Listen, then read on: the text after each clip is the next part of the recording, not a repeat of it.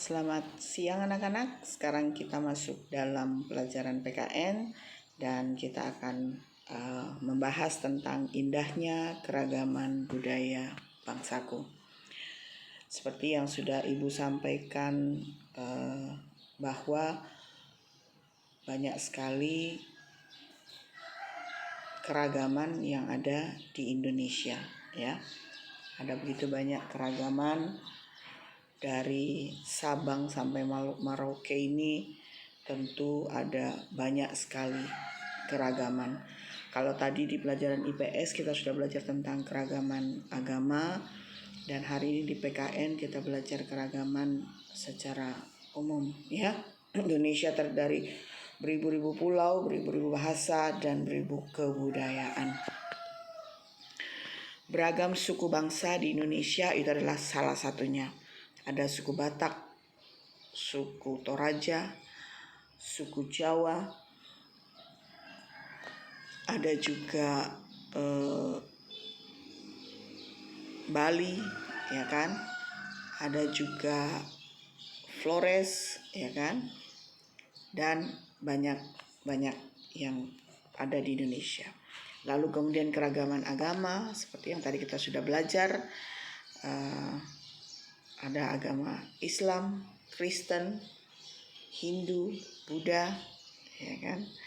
Ada juga Konghucu, ya, ada Katolik. Dan kemudian jenis keragaman itu yang seperti kita ketahui tadi Ibu bilang beribu-ribu pulau, ada 17.540 di Indonesia, ada 1.340 suku bangsa, ada 1.001 bahasa, dan ada 6 agama. Ngeri ya, keragaman kita ini banyak sekali, ya, dan semua itu dipersatukan dalam sebuah kata atau kalimat Bhinneka Tunggal Ika, yang ada semboyan kita yang ada di burung Garuda yang di bawah itu adalah Bhinneka Tunggal Ika ini, ya. Tulis artinya benar-benar kita membawa kebinekaan itu disatukan, ya. Luar biasa Indonesia. Bagaimana sikap kita terhadap keberagaman di sekitar kita? Ya. Dari semua itu ayo kita belajar. Persatuan dan kesatuan dalam keragaman, ya. Jadi kita bilang bahwa harus ada persatuan dan kesatuan dalam keragaman. Prinsip Bhinneka Tunggal Ika, ya, kalian lihat nih, prinsip Bhinneka Tunggal Ika menjiwai arti Bhinneka Tunggal Ika itu sendiri, yang berarti berbeda-beda tetapi tetap satu juga. Karena walaupun kita tulis di mana-mana, tapi kalau kita tidak menjiwai itu tidak akan menyusup dalam hati kita. Sehingga kenapa? Muncullah zaman sekarang itu banyak intoleransi. Orang sudah mulai berani mengusik agama orang lain, ya kan, menghina dan lain sebagainya. Tapi di zaman dulu, waktu Ibu masih sekolah, masih SD seperti kalian, itu benar-benar ya, tidak ada yang seperti itu. Kami saling menghargai satu sama lain. Mudah-mudahan kalian nanti setelah kalian belajar tentang PPKN ini, kalian sudah menumbuhkan rasa toleransi. Ingat anak-anak, toleransi, ya. Kata toleransi berbeda dengan kata kita harus mengikuti. Tidak, kita tetap toleransi, artinya kita dengan iman dan kepercayaan kita, tapi kita tahu bahwa ada bentuk atau cara dari teman kita yang lain yang bisa beribadah dengan cara dia, ya.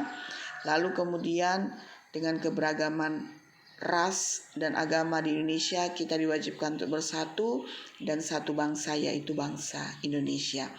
Prinsip nasionalisme Indonesia merupakan rasa cinta dan kesetiaan terhadap bangsa Indonesia. Nasionalisme merupakan sikap politik dari masyarakat yang memiliki tujuan dan cita-cita yang sama. Itu prinsip yang kedua. Lalu prinsip penting yang ketiga itu adalah prinsip kebebasan dan yang bertanggung jawab. Maksudnya adalah setiap orang diberi hak untuk memenuhi kemauannya, asal tidak menyalahi hak asasi manusia. Dan yang keempat adalah prinsip wawasan Nusantara. Wawasan Nusantara dilaksanakan guna memenuhi tujuan nasional, memiliki fungsi sebagai pedoman, motivasi, dan rambu-rambu dalam menentukan keputusan untuk menyelenggarakan negara.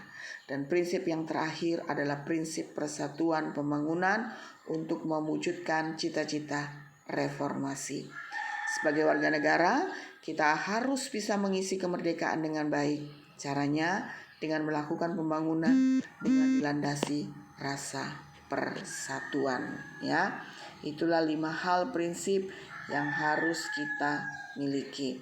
Lalu beberapa contoh sikap persatuan dan kesatuan. Yang pertama adalah saling menghargai dan menyayangi antara sesama anggota keluarga. Kita mulai dari keluarga kita sendiri, baru kita keluar, ya. Lalu yang kedua, selalu bertutur kata sopan, ya. Jangan dengan bahasa-bahasa yang kotor, bahasa-bahasa yang kasar.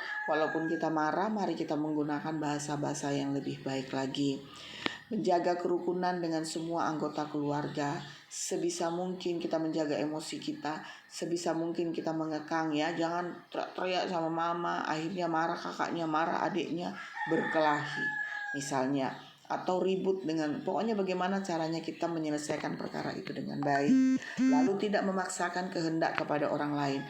Misalnya kalau kita beli, satu mau es jeruk, satu mau es es teh, baru kita bilang sudah supaya cepat es jeruk aja semua.